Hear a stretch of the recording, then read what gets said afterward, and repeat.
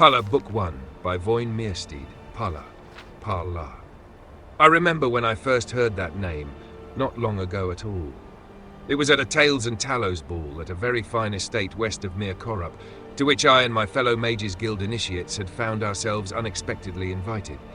Truth be told, we needn't have been too surprised. There were very few other noble families in Mir Corrup. The region had its halcyon days as a resort for the wealthy far back in the Second Era, and on reflection, it was only appropriate to have sorcerers and wizards present at a supernatural holiday. Not that we were anything more exotic than students at a small, non-exclusive charter house of the Guild, but like I said, there was a paucity of other choices available. For close to a year, the only home I had known was the rather ramshackle if sprawling grounds of the Mir Corrup Mages Guild. My only companions were my fellow initiates, most of which only tolerated me, and the masters, whose bitterness at being at a backwater guild prompted never-ending abuse. Immediately, the School of Illusion had attracted me. The Magister who taught us recognized me as an apt pupil who loved not only the spells of the science, but their philosophical underpinnings. There was something about the idea of warping the imperceptible energies of light, sound, and mind that appealed to my nature. Not for me the flashy schools of destruction and alteration, the holy schools of restoration and conjuration, the practical schools of alchemy and enchantment, or the chaotic school of mysticism. No, I was never so pleased as to take an ordinary object and by a little magic make it seem something other than what it was. It would have taken more imagination than I had to apply that philosophy to my monotonous life. After the morning's lessons, we were assigned tasks before our evening classes. Mine had been to clean out the study of a recently deceased resident of the Guild and categorize his clutter of spellbooks, charms, and incunabula. It was a lonely and tedious appointment. Magister Tendixus was an inveterate collector of worthless junk, but I was reprimanded any time I threw something away of the least possible value. Gradually, I learned enough to deliver each of his belongings to the appropriate department. Potions of healing to the Magisters of Restoration, books on physical phenomena to the Magisters of Alteration, herbs and minerals to the alchemists, and soul gems and bound items to the enchanters. After one delivery to the enchanters, I was leaving with my customary lack of appreciation, when Magister Iltha called me back.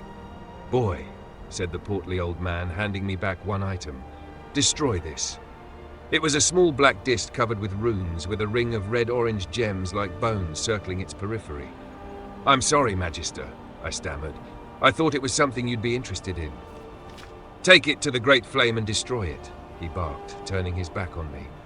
"You never brought it here." My interest was piqued, because I knew the only thing that would make him react in such a way. Necromancy. I went back to Magister Tendixus's chamber and pored through his notes, looking for any reference to the disc. Unfortunately, most of the notes had been written in a strange code that I was powerless to decipher. I was so fascinated by the mystery that I nearly arrived late for my evening class in enchantment, taught by Magister Iltha himself. For the next several weeks, I divided my time categorizing the general debris and making my deliveries and researching the disc. I came to understand that my instinct was correct. The disc was a genuine necromantic artifact. Though I couldn't understand most of the Magister's notes, I determined that he thought it to be a means of resurrecting a loved one from the grave. Sadly, the time came when the chamber had been categorized and cleared, and I was given another assignment: assisting in the stables of the Guild's menagerie. At least, finally, I was working with some of my fellow initiates, and had the opportunity of meeting the common folk and nobles who came to the Guild on various errands. Thus was I employed when we were all invited to the Tails and Tallows ball. If the expected glamour of the evening were not enough, our hostess was reputed to be young, rich, unmarried orphan from Hammerfell. Only a month or two before had she moved to our desolate, wooded corner of the Imperial Province to reclaim an old family manor house and grounds. The initiates at the Guild gossiped like old women about the mysterious young lady's past, what had happened to her parents, why she had left or been driven from her homeland. Her name was Betaniki, and that was all we knew. We wore our robes of initiation with pride as we arrived for the ball. At the enormous marble foyer, a servant announced each of our names as if we were royalty, and we strutted into the midst of the revellers with great puffery. Of course, we were then promptly ignored by one and all. In essence, we were unimportant figures to lend some thickness to the ball. Background characters. The important people pushed through us with perfect politeness. There was old Lady Shaudira discussing diplomatic appointments to Balmora with the Duke of Rimfarlin. An orc warlord entertained a giggling princess with tales of rape and pillage. 3 of the guild magisters worried with 3 painfully thin noble spinsters about the haunting of Daggerfall. Intrigues at the imperial and various royal courts were analysed, gently mocked, fretted over, toasted, dismissed, evaluated, mitigated, admonished, subverted. No one looked our way, even when we were right next to them. It was as if my skill at illusion had somehow rendered us all invisible. I took my flagon out to the terrace. The moons were doubled, equally luminous in the sky and in the enormous reflecting pool that stretched out into the garden. The white marble statuary lining the sides of the pool caught the fiery glow and seemed to burn like torches in the night. The sight was so otherworldly that I was mesmerized by it, and the strange Redguard figures immortalized in stone. Our hostess had made her home there so recently that some of the sculptures were still wrapped in sheets that billowed and swayed in the gentle breeze. I don't know how long I stared before I realized I wasn't alone. She was so small and so dark, not only in her skin but in her clothing, that I nearly took her for a shadow.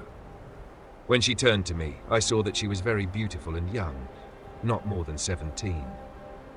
"Are you our hostess?" I finally asked. "Yes," she smiled, blushing. "But I'm ashamed to admit that I'm very bad at it. I should be inside with my new neighbors, but I think we have very little in common." It's been made abundantly clear that they hope I have nothing in common with them either, I laughed. When I'm a little higher than an initiate in the Mages Guild, they might see me as more of an equal. I don't understand the concept of equality in Serodil yet, she frowned. In my culture, you proved your worth, not just expected it. My parents both were great warriors, as I hoped to be. Her eyes went out to the lawn, to the statues. "Do the sculptures represent your parents?" "That's my father Pariom there," she said, gesturing to a life-sized representation of a massively built man, unashamedly naked, gripping another warrior by the throat and preparing to decapitate him with an outstretched blade. It was clearly a realistic depiction.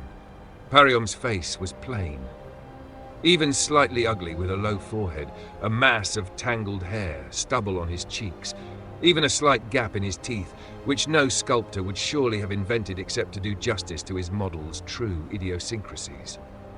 "And your mother?" I asked, pointing to a nearby statue of a proud, rather squat warrior woman in a mantilla and scarf holding a child. "Oh no," she laughed. "That was my uncle's old nurse. Mother's statue still has a sheet over it." I don't know what prompted me to insist that we unveil the statue that she pointed to. In all likelihood, it was nothing but fate and a selfish desire to continue the conversation. I was afraid that if I did not give her a project, she would feel the need to return to the party, and I would be alone again. At first, she was reluctant. She had not yet made up her mind whether the statues would suffer in the wet, sometimes cold, Cyrodiilic climate. Perhaps all should be covered, she reasoned. It may be that she was merely making conversation and was reluctant as I was to end the standoff and be that much closer to having to return to the party. In a few minutes' time, we tore the tarp from the statue of Betaniki's mother. That is when my life changed forevermore. She was an untamed spirit of nature, screaming in a struggle with a misshapen, monstrous figure in black marble. Her gorgeous, long fingers were raking across the creature's face. The monster's talons gripped her right breast in a sort of caress that prefaces a mortal wound. Its legs and hers wound around one another in a battle that was a dance. I felt annihilated. This lithe but formidable woman was beautiful beyond all superficial standards. Whoever had sculpted it had somehow captured not only a face and figure of a goddess, but her power and will. She was both tragic and triumphant. I fell instantly and fatally in love with her. I had not even noticed when Gelin, one of my fellow initiates who was leaving the party, came up behind us. Apparently I had whispered the word magnificent, because I heard Betaniki reply as if miles away, "Yes, it is magnificent. That's why I was afraid of exposing it to the elements." Then I heard, clearly, like a stone breaking water, Gelin, "Mara, preserve me. That must be Palla." "Then you heard of my mother?" asked Betaniki, turning his way. "I hail from Wayrest, practically on the border to Hammerfell. I don't think there's anyone who hasn't heard of your mother and her great heroism, ridding the land of that abominable beast. She died in that struggle, didn't she?" "Yes," said the girl sadly, "but so too did the creature." For a moment we were all silent. I don't remember anything more of that night. Somehow I knew I was invited to dine the next evening, but my mind and heart had been entirely and forever more arrested by the statue. I returned back to the guild, but my dreams were fevered and brought me no rest. Everything seemed diffused by white light except for one beautiful, fearsome woman, Palla.